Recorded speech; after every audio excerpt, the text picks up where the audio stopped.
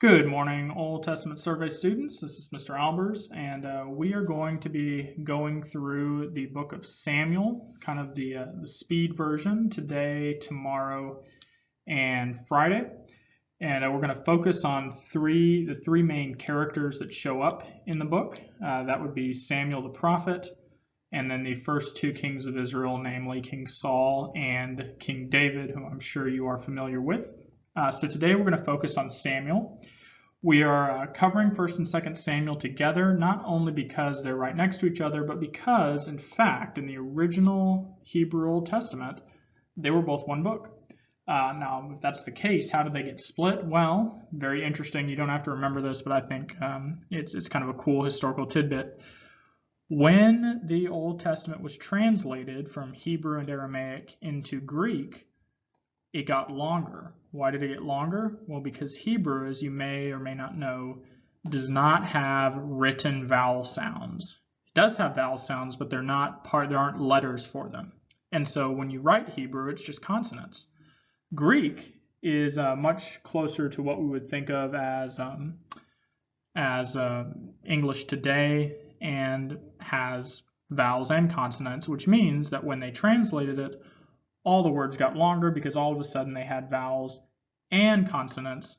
And so because they were writing on scrolls, a scroll is only able to fit so much before it becomes too big to actually hold together. And so books like Samuel, Kings, Chronicles ended up being split.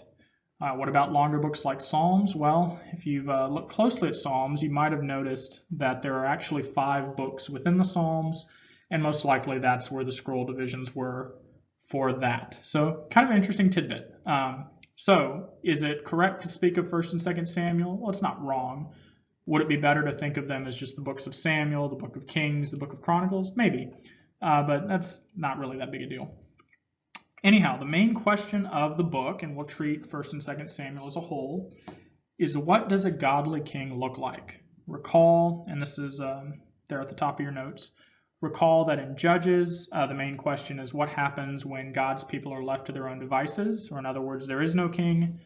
Here we get what happened, or what is God looking for in a king? What does a godly king look like? And we get an example on the good side and an example on the bad side. So we'll start with the story of Hannah, who is the mother of Samuel. Spoiler warning. Now, unfortunately, we don't have time to go too deep into the story of Hannah. That'd be another one that would be a great candidate for your final project if you want to do a deep dive into the first 2 chapters of 1 Samuel. But Hannah basically is a humble woman. She is barren, meaning she can't have children. She, at some point, is so desperate, she prays to the Lord and offers to dedicate any child that he gives her, or the first child he gives her, back to him and present him to help out at the tabernacle. And God hears her prayer. He gives her a son, and as soon as he's old enough to be apart from her, she brings him rather, to the tabernacle to work for the high priest at the time, a man named Eli. And that son, of course, is Samuel, whom the book of Samuel is named after. And after this story, in chapter 2 of the book, Hannah sings a song that's recorded. Very, very significant piece of poetry and, in some ways, prophecy. But, and this is where question 1 picks up, it's got some interesting themes. The theme of the Lord humbling the proud and exalting the humble. This is a theme that runs all throughout the Old and the New Testaments. And the Lord will one day exalt his king and his anointed. Anointed is the same Hebrew word as we translate Messiah. So Hannah's song is not just praising God for the son that he's given her, but is also, we might say prophetically, looking forward to the day when there will be a king and there will be a Messiah whom God sends to his people. Okay. So Samuel is born, and he grows up helping out in the tabernacle. And you may know this story from 1 Samuel 3, but one night he keeps hearing a voice calling his name. He keeps assuming that it's the high priest Eli, who's kind of his father figure, or we might say grandfather figure. Keeps running to Eli and saying, hey, I'm here. What do you want? And Eli keeps saying, I didn't call you, go back to bed. And finally, Eli realizes, okay, Samuel's not just making this up. We're in the tabernacle. This is probably God. And so he tells Samuel, next time God calls, say, speak, Lord, your servant is listening. And so Samuel does, and God gives him a message, and it's a message of judgment against Eli, because Eli's sons, who are next in line to be high priest, are wicked. Maybe it reminds us of Aaron and his sons, and they're doing messed up things. They're abusing their power, and Eli has not really done much to stop them. And so God gives Samuel a message of judgment, and Samuel proves himself to be a true prophet, because when Eli asks him the next day, Samuel doesn't sugarcoat the message. And I'm sure Samuel didn't have any fun delivering that message of judgment to his mentor, to this man who is basically part of his family, but he shares the whole message. And this is especially significant because the author, most likely Samuel, points out that the word of Yahweh was very rare in those days. So this is the very tail end of the time of the judges, and probably connected to the fact that the people were straying pretty far from God. There was not a whole lot of word from the Lord in those days. So this is a very significant moment. God is revealing himself. He's giving his word to Samuel, and it's almost like a new era is about to dawn, right? God is going to speak and do a new thing. And that's kind of what we see happening in Samuel's life. This is question number 2, by the way. All right, let's talk about Samuel's accomplishments. And he really is the transition from the time of the judges to the time of the kings, or the time of the monarchy. And in fact, Samuel we can think of as not only a prophet, the first prophet in a while, but as the last judge, and you might even say the greatest of the judges. So what are some of his accomplishments? Question 3. Well, God reveals himself to Samuel. Again, that's a big deal at this time. He's confirmed as a prophet of the Lord. In fact, the phrase that's used in Hebrew is that not one word of what Samuel said was allowed to fall to the ground by God. Just kind of a neat little metaphor to just show that whatever Samuel predicted, God confirmed it, and confirmed that he was a true prophet. And we're told that all Israel from Dan to Beersheba knew that Samuel was a prophet. And from Dan to Beersheba is from north to south. It'd be like in America, we might say from coast to coast, everybody knew that Samuel was a prophet. But in ancient Israel, you'd say Dan to Beersheba. Samuel leads a nationwide revival at the village of Mizpah. The Philistines hear that there's this revival going on, and they decide, hey, we've got all the Israelites are together for this celebration at one place. Let's go attack. The Israelites see them coming. They cry out to the Lord. Samuel prays. There's a great thunderstorm that God sends, throws the Philistines into confusion, and the Israelites actually defeat them. We haven't really gone much in depth, but basically from the time of Judges up until this time, very rarely did the Israelites have success against the Philistines. The Philistines had kind of emerged as the big enemy of Israel at this time. And so this is a big deal. Samuel leads the defeat of the Philistines, which God orchestrates. And then we read that Samuel had kind of a circuit route. So he would ride around or walk around to Bethel, Gilgal, and Mizpah, and he'd spend time at each place. And he would judge. So he would hear disputes, he would give advice, he would share the word of the Lord from in these different cities, and people could come and see him at those places. But he's also got a big failure, and this is kind of sad, but his sons are dishonest and are not just judges. They can be bribed. They are not good rulers. And this is, unfortunately, one of the common themes of Samuel and throughout the Old Testament is a lot of times very godly men do not do a good job, it seems, of parenting their children. And maybe we don't really know why. Maybe Samuel spent too much time riding around judging and not enough time at home. Or it could be that he was a great parent and just sometimes, we all make our own decisions. You can have the greatest parents in the world and decide not to follow in their example, and vice versa. So anyhow, but his sons are not like him. And that will lead to the crisis that comes in the next slide in 1 Samuel 8. Okay, so Israel asks for a king. Moral of the story is be careful what you wish for, and we'll look at why that is. Okay, so for the sake of time, I will be giving you the Cliffs Notes once again. Wish we had time to stop and read this passage. This would be a great one to dig into, 1 Samuel 8, if you're interested. But the Israelites come to Samuel. It's a little bit funny. So we're told that Samuel is old, so he appoints his sons to be the next judges, and they're, as we've said, they're dishonest and unjust.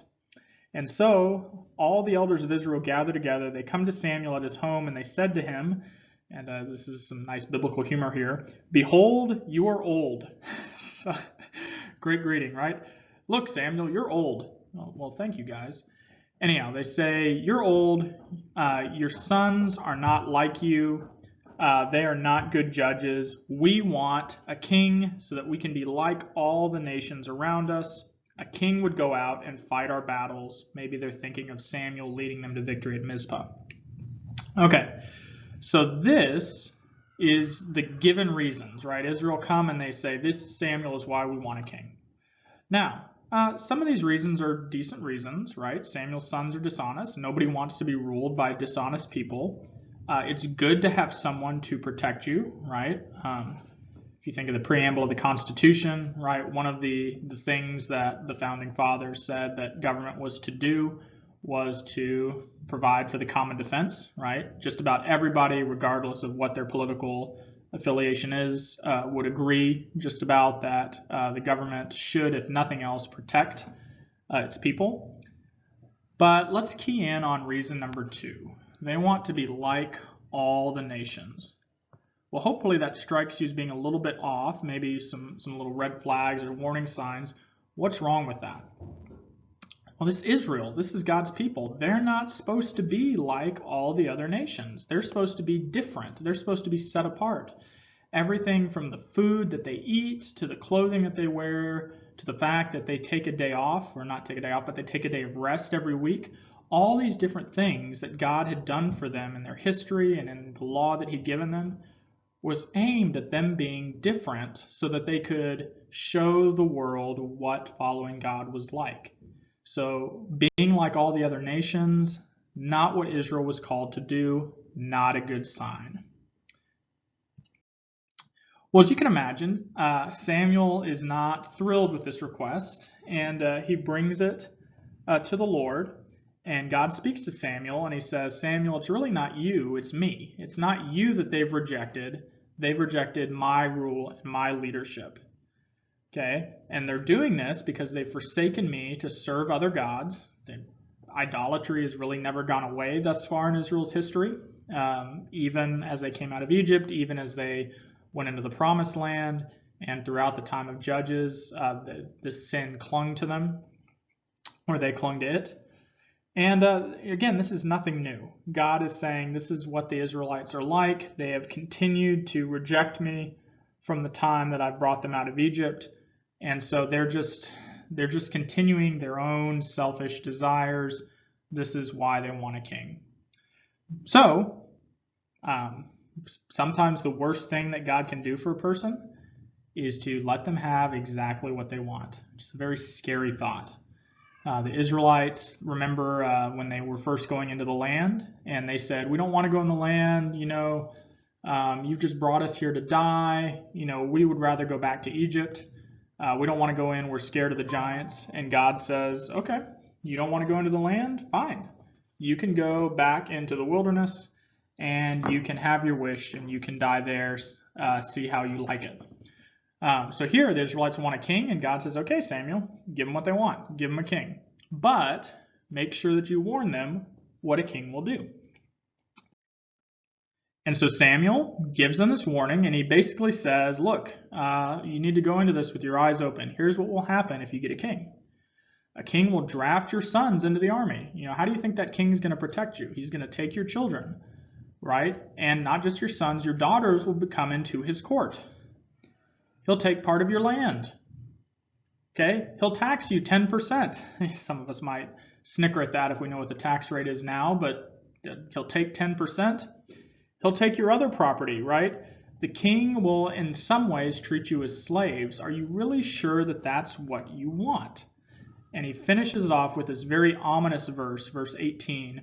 In that day you will cry out because of the king, your king, whom you have chosen for yourselves, but the Lord will not answer you in that day.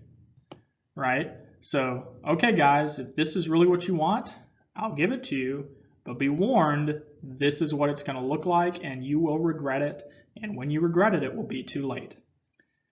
Nevertheless, as much as we might wish the Israelites at this point said, oh, okay, we're sorry, never mind.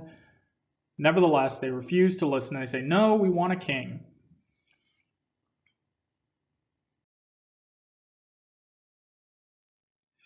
Now, before we look at who God gives them at first, let's pause and remember that even though it is true that the Israelites are sinning by asking for a king, even though God tells them not to and warns them about this, having a king in and of itself is not inherently bad.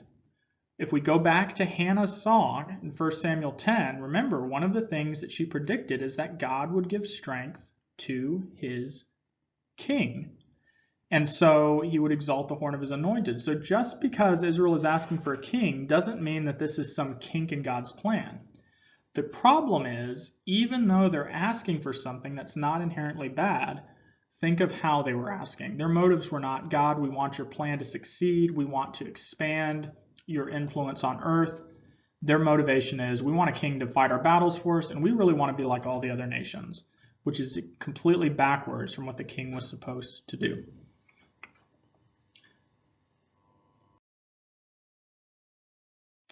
Well, we could go back even further to the time of Genesis. If you think, well, Hannah's just predicting this, that doesn't necessarily mean that this was God's plan. Well, way back in Genesis 49, when Jacob, or Israel, was blessing his 12 sons, when he came to Judah, he said, the scepter shall not depart from Judah, nor the ruler's staff from between his feet.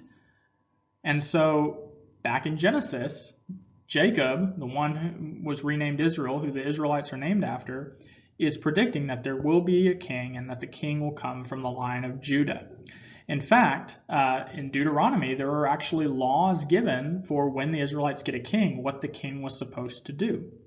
So the idea of a king is part of God's plan. And notice how God in his wisdom, even though the Israelites are sinning, he's able to take that sin. And it's not like he's up in heaven wringing his hands and thinking, oh goodness, the Israelites, they asked for a king and oh, I don't know how to do, okay, I'm going to have to move some pieces over here and figure out how I can.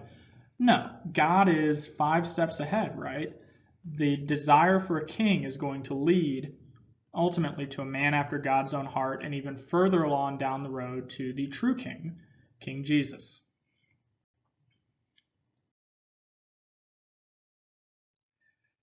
In fact, we could go further and say that in God's wisdom, the promise of a king goes all the way back to Genesis 3:15, that critically important verse when God says, I will put enmity between you and the woman, that's the serpent and the woman, between your offspring and her offspring. He shall bruise your head and you shall bruise his heel. Think about what the Israelites wanted. They wanted a king to fight their battles. What is bruising the head of the serpent but fighting the battle of God's people, right? That is a kingly act. And so Jesus, the great king that is foretold here, even if it's shadowy, is the one who does fight our battles, right? Who does defeat our enemy, who does do truly what the Israelites selfishly asked for. He just does it in a much greater way than they could imagine, or than we could have imagined if we didn't have his word. So, to wrap up, Israel has asked for a king and they get a king. And we read in 1 Samuel 9, this is question number 5, that there was a man of Benjamin, so a Benjaminite, whose name was Kish, the son of Abiel, son of Zeror, son of Bechorath, son of Aphiah, a Benjaminite, a man of wealth. So there's a wealthy Benjaminite, and he had a son whose name was Saul, a handsome young man. There was not a man among the people of Israel more handsome than he. From his shoulders upward, he was taller than any of the people. All right. So Saul is this son. He's young, he's handsome, he's tall. We might add that he's wealthy, right? His father's got means, and he's from the tribe of Benjamin. He looks the part. And I think the idea that God is getting at here is the Israelites have selfishly asked for a king like all the other nations. Well, God is going to give them the type of king that they're asking for, somebody who looks the part. He's got youth, he's got the looks, he's a head taller in a sense than everybody, so he looks like a king. But we're going to find out that what the Israelites are getting is maybe not what they would be expecting.